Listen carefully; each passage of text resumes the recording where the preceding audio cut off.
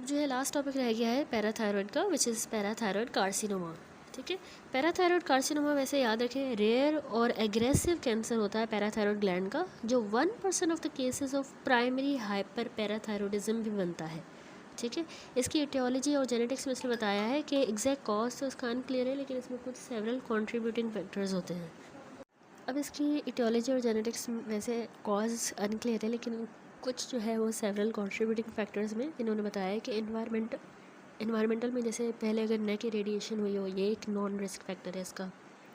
इसी तरह जेनेटिक में जो है कुछ जेनेटिक म्यूटेशन हैं, 10% जो पेशेंट्स हैं उनको hyper parathyroidism jaw tumour syndrome भी मिला है, जो HRPT2 CDC73 जीन के साथ म्यूटेशन के साथ एसोसिएटेड है। ये जीन हमने पढ़ा था कि पैराफाइब्रोमिन प्रोटीन बनाता है, जो कि एक ट्यूमर सप्रेसर है। इसके अलावा इनएक्टिवेटिंग म्यूटेशन इसी जीन में जो है ना वो कैंसर की डेवलपमेंट करवाएगी। एक और जीन होती है PRUNE2 PRUN2। ठीक है, PRUN2 जीन जो है इनएक्टिवेटिंग म्यूटेशन अगर आए तो ये भी 18% लोगों में पैराथायरॉयड कार्सिनोमा करवाती है। ठीक है, डायग्नोसिस हम कैसे करते हैं? पैराथायरॉयड कार्सिनोमा को सर्जरी से पहले डायग्नोस करना मुश्किल है, क्योंकि इसके सिम्टम और लैब रिजल्ट ओवरलैप करते हैं प्राइमरी हाइपर पैराथायरॉयडिज्म के साथ।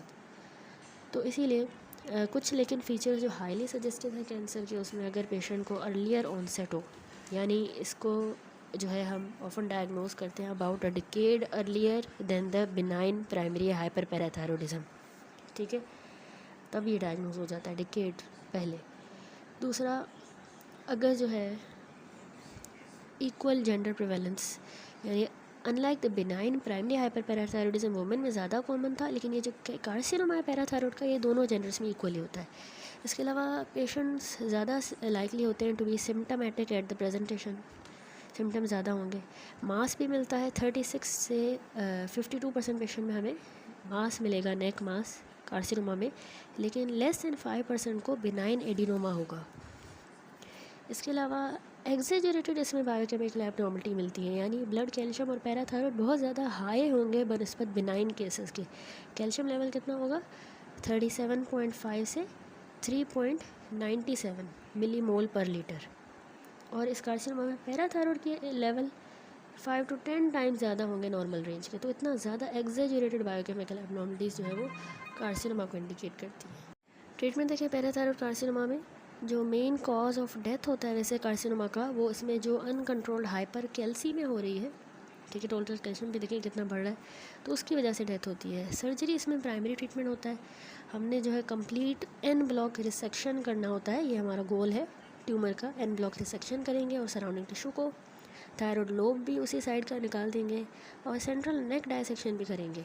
ये ज़रूरी है क्योंकि इससे सीडिंग और लोकल रिकरेंस प्रिवेंट होगी।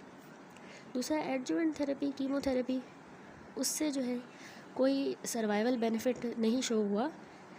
एक्सटर्नल बीम रेडियोथेरेपी जनरली हम इतना इफेक्टिव कंसीडर नहीं करते, लेकिन ये ऑप्शनल हो सकता है for the individual cases, specially जब कंप्लीट सर्जिकल रिसेक्शन अचीव ना की जा सके या रिकरेंट सॉफ्ट टिश्यू डिपॉजिट हो, तो उसमें हम एडजुवेंट थेरेपी दे सकते हैं।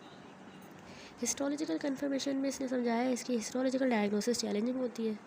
मोस्ट डेफिनेटिव जो क्राइटेरिया होता है ना, वो है कि अगर हमें एविडेंस मिल रहा है सराउंडिंग के टिश्यू में इन्वेजन का, और या फिर अगर हमें मेटास्टेटिक डिजीज़ मिले। वाइल क्लासिक फीचर जैसे trabecular architecture, mitotic figure, thick fibrous band, ये पहले यूज़ होते थे, लेकिन अब इनको नॉन स्पेसिफिक कंसीडर किया जाता है। कुछ मॉलिक्यूलर मार्कर हैं जो कि एड करते हैं हमें डायग्नोसिस में, जैसे कि पैराफाइब्रोमिन अगर ये प्रोटीन ट्यूमर सेल्स में नहीं होगी, ये शो होती है इम्यूनोहिस्टोकेमिस्ट्री से, ये हमें प्रोटीन नहीं मिलेगी ट्यूमर सेल्स में, तो इसकी हाई सेंसिटिविटी है 67% और 100% स्पेसिफिसिटी है। हम पैराफाइब्रोमिन को चेक करते हैं इम्यूनोहिस्टोकेमिस्ट्री के ज़रिए पैराथायरॉयड कार्सिनोमा को डायग्नोस करने के लिए। इसके अलावा ये जो है एक और है PGP9.5। PGP9.5 ये प्रोटीन है, पैराथायरॉयड कार्सिनोमा में अप रेगुलेट हो जाती है। इसकी भी हाई सेंसिटिविटी है 78% और 100% स्पेसिफिसिटी है। ट्यूमर्स जो कि पैराफाइब्रोमिन नेगेटिव होंगे, ठीक है, नेगेटिव होगा तो हम कहते हैं कार्सिनोमा है, नेगेटिव होंगे, और PGP 9.5 पॉजिटिव अगर होंगे तो उनको हम कंसीडर करते हैं for genetic screening due to the high likelihood of being malignant. ठीक है, फिर वो मैलिग्नेंट क्योंकि ज़्यादा होते हैं उसमें चांस होता है। अगर PGP पॉजिटिव है, पैराफाइब्रोमा नेगेटिव है, तो उनकी फिर हमें जेनेटिक स्क्रीनिंग करनी होगी। लास्ट में भी इसने यही बताया है कि पैराथायरॉयड कार्सिनोमा एग्रेसिव लेकिन स्लो ग्रोइंग कैंसर होता है। इनिशियली तो सटल होगा लेकिन ये डिस्टेंट साइड पे भी स्प्रेड कर सकता है। मोस्ट कॉमनली आप याद रखें लंग, लिवर और बोन्स में ये स्प्रेड करता है। अनफॉर्चुनेटली इसका रिकरेंस रेट बहुत ज़्यादा हाई है, 33 से 80%, और रिकरेंस जो है वो विद इन फर्स्ट 3 ईयर्स में ही सर्जरी के बाद हो जाती है। प्रोग्नोसिस इसकी जो है फेयर है शॉर्ट टर्म में। 5 साल का सर्वाइवल रेट 85 to 90% है, लेकिन ये ड्रॉप कर जाता है 49 to 77% एट 10 ईयर्स। ठीक है, अब ये एक फिगर है 56.11, इसमें ये फ्लो चार्ट बना हुआ है। इसमें इन्होंने प्रोपोज्ड डिसीजन बताया है, decision tree atypical parathyroid tumour के बारे में।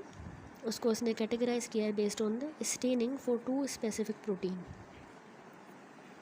यानी ये डिसीजन ट्री है जैसे कि कैसे पैराफाइब्रोमिन और PGP 9.5 इम्यूनोहिस्टोकेमिस्ट्री से हमें हेल्प करती है distinguish between benign and malignant. ठीक है,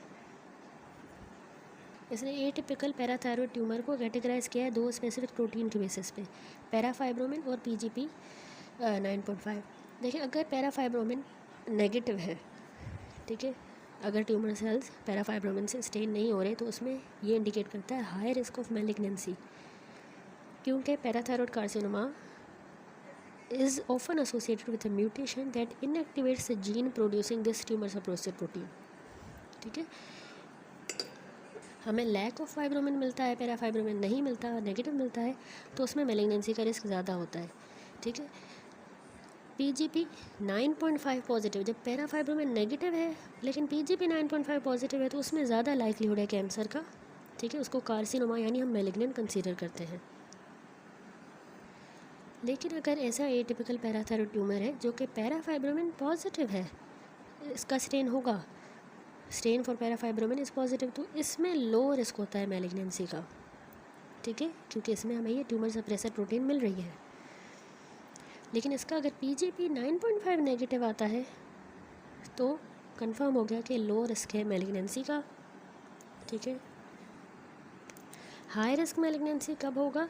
जब PGP 9.5 नेगेटिव है लेकिन पैराफाइब्रोमिन पॉजिटिव है, तो उनमें दूसरी कैटेगरी हाई रिस्क की भी होती है, लेकिन उसको कार्सिनोमा नहीं कहेंगे, वो हाई रिस्क मैलिग्नेंसी है। ठीक है, इसमें लो रिस्क भी हो सकता है, parafibromin positive PGP negative low risk, लेकिन इसमें हाई रिस्क भी हो सकता है, बट कार्सिनोमा नहीं है स्पेसिफिकली। ठीक है, कार्सिनोमा तब होगा जब पैराफाइब्रोमिन नेगेटिव हो, PGP पॉजिटिव हो। ये आपने थोड़ा सा याद रखना है। बाकी तो ये हम डिस्कस कर चुके हैं। ये समरी है, parathyroid carcinoma 1% of all cases हैं प्राइमरी हाइपर पैराथायरॉयडिज्म के। पहले उनको हिस्ट्री होगी नेकी रेडिएशन की, यही only non environmental risk factor है। ट्यूमर को डायग्नोस करना प्री ऑपरेटिवली मुश्किल है क्योंकि इसकी बायोकेमिकल रिजेंबलेंस है प्राइमरी हाइपर पैराथायरॉयडिज्म, वो लग रहा होता है। तो ट्रीटमेंट ये हाइपर कैल्सीमिया को कंट्रोल करेंगे, कार्सिनोमा को रिमूव करेंगे।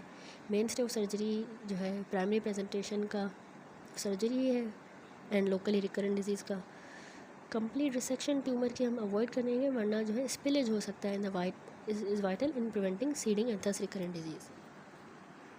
कंप्लीट रिसेक्शन करेंगे, ठीक है, ताकि स्पिलेज ना हो जाए। बाकी हम डिस्कस कर चुके हैं कि persistent hyper parathyroidism, high level of calcium 6 हफ्तों में अगर हो इनिशियल पैराथायरॉयडेक्टमी के, और रिकरेंट हाइपर पैराथायरॉयडिज्म क्या था? High level of calcium at least 6 month after the successful surgery with a period of normal calcium level in between. ठीक है, तो इसमें जो है परसिस्टेंट में वजह जो है कोई टेक्निकल एरर होता है, जैसे एडिनोमा हमने मिस कर लिया हो, 6% स्पोरेडिक है, 16 से 20% हेरिडिटरी है।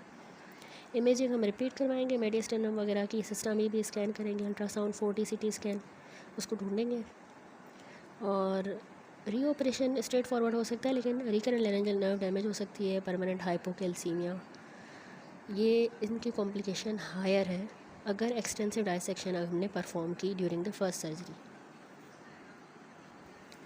जो रिकरेंट हाइपर पैराथायरॉयडिज्म है कि कैल्शियम लेवल 6 माह के बाद जो है बढ़े हुए हैं, बीच में नॉर्मल कैल्शियमिया भी हुआ था, इसमें कॉमन वजह होती है missed pathology in the first surgery, या उस ट्रांसप्लांटेड हाइपर पैराथायरॉयड का हाइपरप्लेजिया हो गया है, या पैराथायरोमेटोसिस यानी disseminated parathyroid tissue is left in the soft tissue of the neck और chest after the gland rupture during its initial surgery. Initial surgery के बाद जब वो रप्चर कर जाता है ना, उसकी वजह से तो उसको कहते हैं पैराथायरोमेटोसिस। कि जो डाइसेमिनेटेड पैराथायरॉयड टिश्यू है वो soft tissue in the neck या चेस्ट में है और वो रप्चर कर जाता है ग्लैंड ड्यूरिंग इनिशियल सर्जरी। और रेयर केसेस में इसकी वजह न्यू पैराथायरॉयड एडिनोमा भी है। इसमें मैनेजमेंट में हम इमेजिंग स्टडीज़ करेंगे, रीऑपरेशन करेंगे। जब रिस्क इसमें सिमिलर वैसा ही है, persistent hyperparathyroidism. Reoperative surgery for the recurrence has a higher risk of complication like recurrent laryngeal nerve damage and permanent hypocalcaemia. तो वैसा ही परसिस्टेंट हाइपर पैराथायरॉयडिज्म वाला ही रिस्क इसमें भी है सर्जरी का। लेकिन मैनेजमेंट यही है कि रीऑपरेशन ही किया जाएगा इमेजिंग के ज़रिए, but it should only be perform if there is a clear and definitive indication for surgery. That's it. यहाँ पे हमारा चैप्टर कंप्लीट होता है which was the parathyroid gland. Next video से अगला टॉपिक स्टार्ट होगा adrenal glands and other abdominal endocrine disorders.